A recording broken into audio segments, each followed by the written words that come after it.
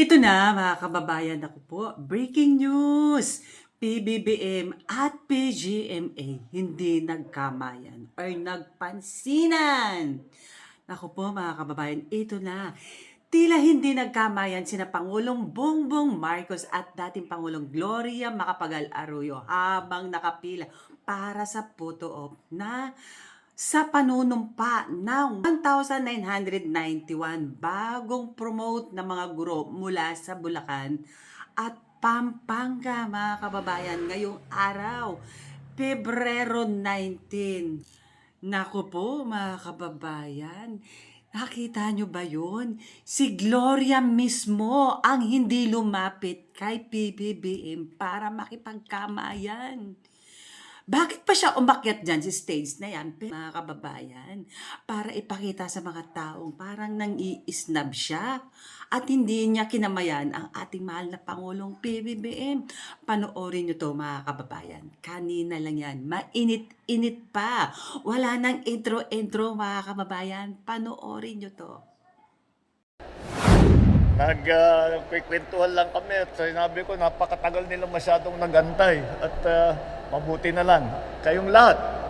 Masyadong matagal na nagantay at buti na lang na buo namin itong programa na ito na suporta sa mga guro. Maraming salamat sa kalihim ng ating DepEd, Secretary Sani Angara.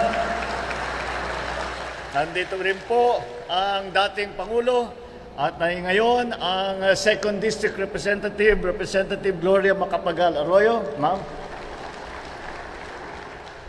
San Jose del Monte, Lone District Representative Arturo Robes. And the honorable members of the House of Representatives who are here this morning.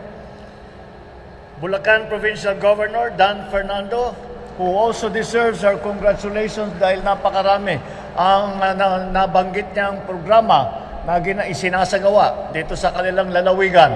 Congratulations with that, Gov. San Jose del Monte City, Mayor Rida Robes and the other local government officials. At ang pinakamahalaga at ang pinaka-starring at pinaka-guest of honor dito sa ating samahan ngayong umaga na ito, ang mga bagong promote na teacher at saka school head under the expanded career progression. Alam niyo po, sa mga talumpati na nauna dito, ay marami pong nagpapasalamat sa akin at pinapalakpakan ako. Ay nais kong sabihin sa kanila, maraming salamat sa inyong palakpak at sa inyong pagsasalamat. Ngunit, ang tunay na dapat natin palakpakan at pasalamatan ay ang ating mga guro dahil sila, para sa akin, ang guro, ang pinaka-hardworking public servant ng atin sa buong pamahalaan. Magandang umaga po sa inyong lahat. Personal ko pong gusto kayong makasama sa inyong panunumpa ngayong araw dahil alam ko po na gaano kahalaga para sa inyo ito. This is the third oath-taking of teachers and school heads under the expanded career progressive system. Nauna dun sa amin sa Ilocos Norte, tapos sa NCR. Ngayon, we are continuing to recognize the journey of the teachers in Bulacan and Pampanga who have shaped the future of our children and in that way are shaping the future of our nation. So today, as you take your oath, you reaffirm the belief that every Filipino child deserves a fair shot at a brighter tomorrow. Bawat lesson plan na ginawa ninyo, bawat karanasan sa silid-aralan na nililikha ninyo, bawat mabuting asal na itinuturo ninyo, doon unti-unting nabubuo ang kumpiyansa at pangarap ng ating mga estudyante. Walang katumbas ang sakripisyo ng ating mga guro. Kumigising madaling araw, bumabiyahe ng malayo. Pagdating sa paaralan, buong araw kayong nakatutok sa mga bata. Pag uwi, magche-check pa kayo ng papel at maghahanda pa para sa susunod na araw. At kapag kailangan ng bayan, nariyan kayo sa presinto tuwing eleksyon, sa komunidad para sa census, sa anumang tungkulin, kailangan gampanan, nandyan ang ating mga guro. Talaga naman, ang serbisyo ninyo sa bayan ay para sa bayan, hindi lamang sa paaralan. Sa loob ng matagal na panahon, meron sa inyo ang nawalan na ng pag-asa na mapopromote pa.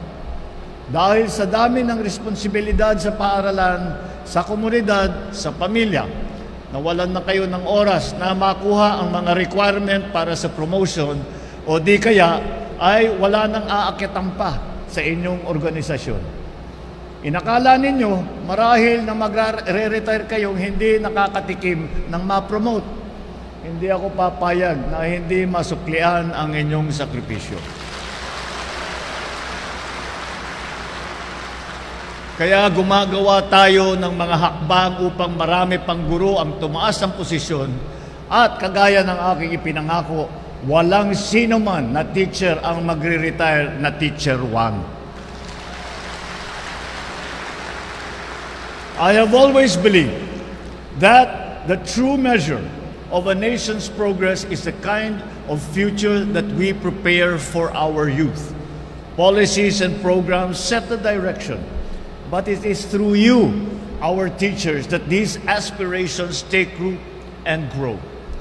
Kahit ilang laptop, artificial intelligence, o ano pang teknolohiya ang gamitin natin, wala pa ring papalit sa pagmamahal, sa malasakit, at sa alaga ng ating mga guro sa inyong mga estudyante. You are the ones who teach them the lessons for work and for life, how to care for others, how to be responsible, how to stand with integrity. These are the foundations of a strong society, and they are built day to day in your classrooms. In this age, many of our challenges require discipline, honesty, empathy, values first learned at home and strengthened in your classrooms through your example. Kaya tanyaan ninyo ako na taus-pusong pasalamat. Maraming salamat sa inyong lahat, sa inyong dedikasyon at sa inyong malasakit. That is why our responsibility as a government is to stand beside you, making your profession more sustainable, more dignified, and more rewarding. Kagaya ng aking nasabi sa dati, prioridad natin ang edukasyon hanggang matapos ang administrasyong ito. At bilang patunay, naglaan tayo ng mahigit 1.34 trillion pesos para sa sektor ng edukasyon ngayong taon. Katumbas ito ng higit 4% ng ating buong ekonomiya ay nandyan para sa edukasyon, para suportahan ng guro, para tulungan at alalayan at alagaan ang ating mga kabataan. Alam din natin na sa sobrang dami ng inyong trabaho, minsan nakakalimutan na ninyo kumain o kaya naman lagi kayong puyat. Kadalasan, nawawalan na kayo ng panahon para tingnan ng lagay ng inyong kalusugan. Kaya inilunsad natin ang Yaman ng Kalusugan Program o yung Yakap Caravan. At sa programang ito, ang serbisyong medikal ay ang lalapit na sa inyo. May libreng, kasama po dyan ang libreng laboratory test, na mga urinalysis, blood work, konsultasyon, gamot, at pagsusuri ng inyong vital signs. Tiniyak din namin na naipamahagi ang Service Recognition Incentive para sa nakaraang taon. Nagdagdag din tayo ng 7.37 billion pesos para makatanggap ng benepisyo ang lahat ng kwalipikadong guro. Bukod pa rito, naibigay na rin ang 10,000 teaching allowance para sa school year 2025 at 2026. Pati na rin ang 7,000 pisong medical allowance simula noong 2025. Patuloy din natin pinalalawak ang oportunidad para sa promosyon ng mga guro sa pamamagitan ng pagbubukas ng mas maraming senior position. After all, when our teachers are supported, our students are better served, and our nation moves forward with greater confidence. As you assume a new position today, I hope you carry with you the faces of the students who look up to you, the parents who entrust their children to your care, and the communities that believe in the difference that you make in their lives every single day. Teach not only knowledge, but empathy, not only skills, but character.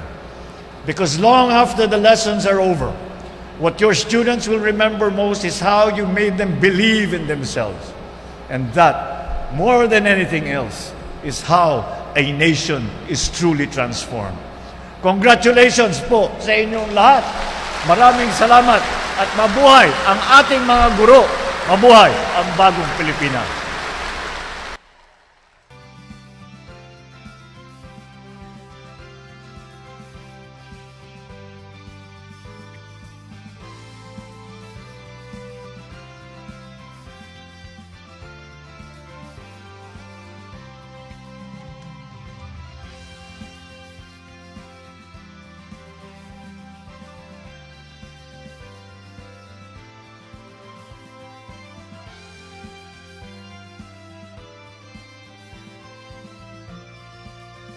Ayun, si Gloria, mga kababayan. Ang nag-iisang Gloria Arroyo, katangian talaga ni Gloria niya, makipagplastikan.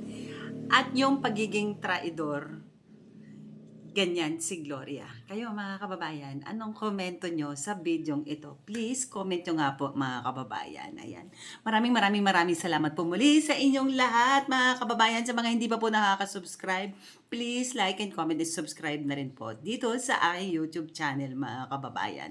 Wala pong bayad yan. Libre lang. Pipindutin nyo lang po mga kababayan. Ayan. God bless po at ingat po kayong lahat.